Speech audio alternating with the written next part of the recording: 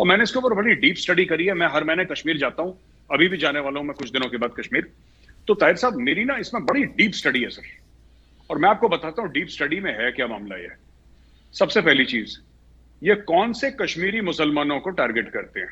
मैं आपको एक एक करके बताऊंगा किसको मारते हैं और क्यों मारते हैं, और इसके नतीजे वो क्या चाहते हैं कि हमारे मारने से क्या नतीजे निकले।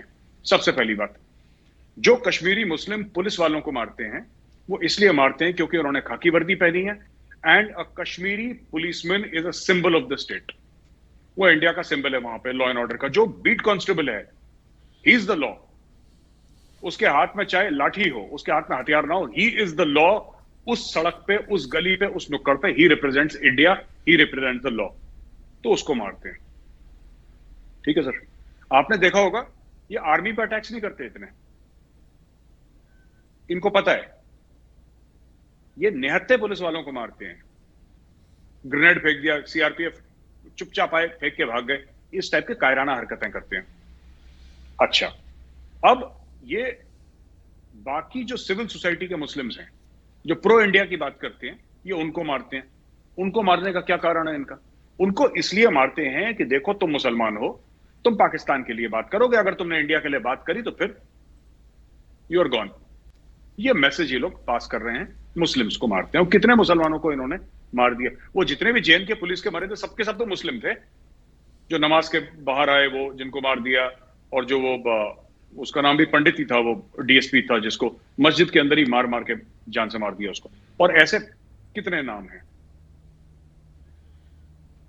अब मैं आता हूं पंडितों को क्यों मार रहे हैं। पंडितों को, इनको जो पंडितों को टारगेट कर रहे हैं ना, इसके 3 रीजंस हैं। Number 1 reason, complete and absolute Islamisation of the valley, number 1। Number 2, Pandit वहां से भाग जाएं जो पॉइंट 1 से कनेक्टेड है ना। They want to say that Kashmir is only for Muslims. यहां पे सिख वेलकम नहीं है, यहां पे क्रिश्चियन वेलकम नहीं है, यहां पे हिंदू वेलकम नहीं है, और खासतौर से पंडित तो बिल्कुल भी वेलकम नहीं है। तो ये बात तय है। ये क्या चाह रहे हैं कि इसको कम्युनल कलर देना, हिंदूज की टारगेटिंग करना, ताकि जो बाकी हिंदुस्तान में कश्मीरी हैं, जो बच्चे हैं, जो Kashmiri students medical college, engineering college में पढ़ रहे हैं, एमबीए कर रहे हैं, उनके ऊपर लोग गुस्सा निकालें, उनके ऊपर भड़क जाएं और 1-2 की पिटाई कर दें, या और मामला गंभीर हो जाए। ये टेररिस्ट चाहते हैं। दिस इज देयर प्लॉय कि मारते रहो हिंदुओं को, कश्मीरी पंडितों को मारते रहो, तो हो सकता है बैंगलोर में इसका रिपरकशन हो सकता है नोएडा में इसका रिपरकशन हो सकता है कोटा में, जहां पे कोचिंग चलती है राजस्थान में, बड़ा फेमस सेंटर है कोटा, हो सकता है वहां पे इसका रिपरकशन हो। ये प्रेशर पॉइंट्स बना रहे हैं, हमें समझना पड़ेगा। अब जहां तक पंडित भाइयों की बात है, मुझे देखिए बात यह है कि कमी तो है सिक्योरिटी में, इसमें कोई शक नहीं। ताहिर साहब, अगर मैं बोलूं कि everything is fine, everything is not fine, लेकिन मुझे लगता है कि अपने सिक्योरिटी फोर्सेस का भरोसा करना चाहिए। इसमें भी 3 पहलू हैं। Number 1, डीरेडिकलाइजेशन, right. नंबर 2, आपको डायरेक्टली ये प्रॉब्लम अगर पाकिस्तान से है तो आपको पाकिस्तान में सॉल्व करनी पड़ेगी। आप कश्मीर में, श्रीनगर में सॉल्व कर रहे हैं। I don't want to talk about this further, people know my views. आपको प्रॉब्लम पाकिस्तान के अंदर सॉल्व करनी पड़ेगी। और तीसरी चीज, मुझे लगता है कि कहीं ना कहीं पंडितों को मैं बोलना पड़ेगा कि आप रहो एंड आर्म योरसेल्व्स, हथियार पकड़ो, ठीक है, हथियार पकड़ो। और एक हाथ, हर समय पंडितों ने ना हाथ में कलम पकड़ी है। ये कम्युनिटी ऐसी है, पढ़ने लिखने में बहुत शार्प, बहुत तेज, पढ़ाई लिखाई में एजुकेशनिस्ट इसमें से कई पैदा हुए हैं, और एजुकेशन में बहुत सरस्वती माँ में बिलीव करने वाले Kashmiri Pandit, they are very hard working in that sense, पढ़ाई लिखाई में। मैं कश्मीरी पंडित जो भाई बहन है, मैं उनको ये रिक्वेस्ट करूंगा कि आप ना, अब हथियार पकड़ने का वक्त आ गया है।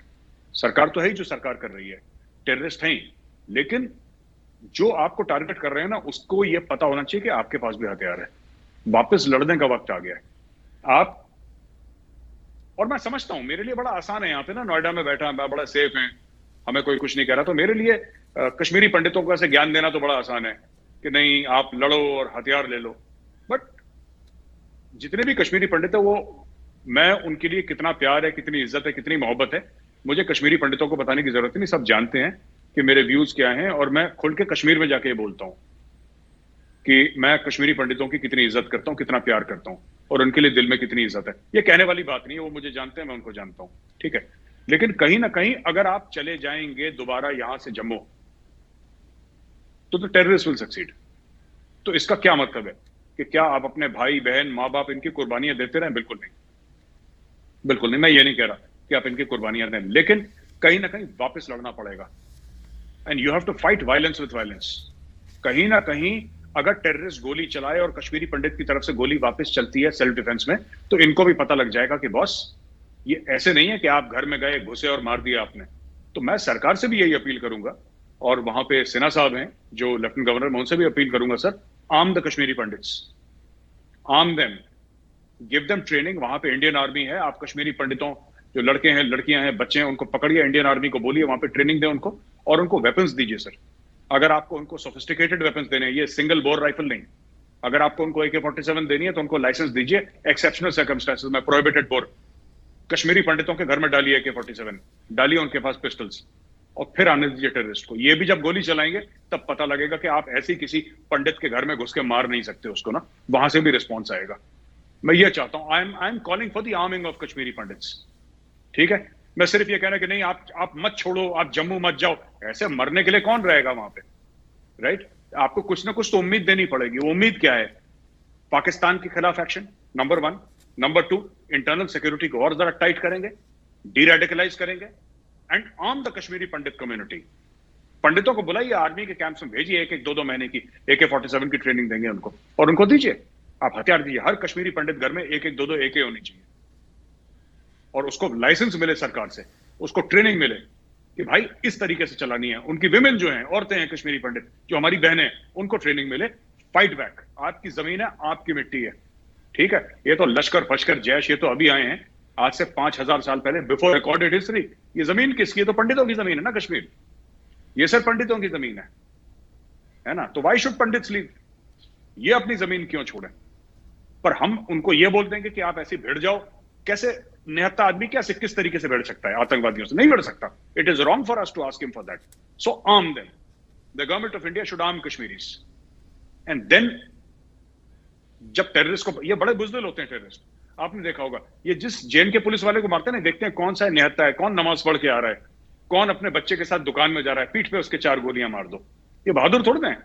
इनको बोलो कि तुम में अगर इतनी हिम्मत है तो राष्ट्रीय राइफल्स को करो ना अटैक, हम भी देखते हैं फिर कितना गुर्दा है तुम्हारा। वो नहीं करेंगे, ये बुजदिल हैं ये लश्कर वाले। तो I think it's time to arm the pandits.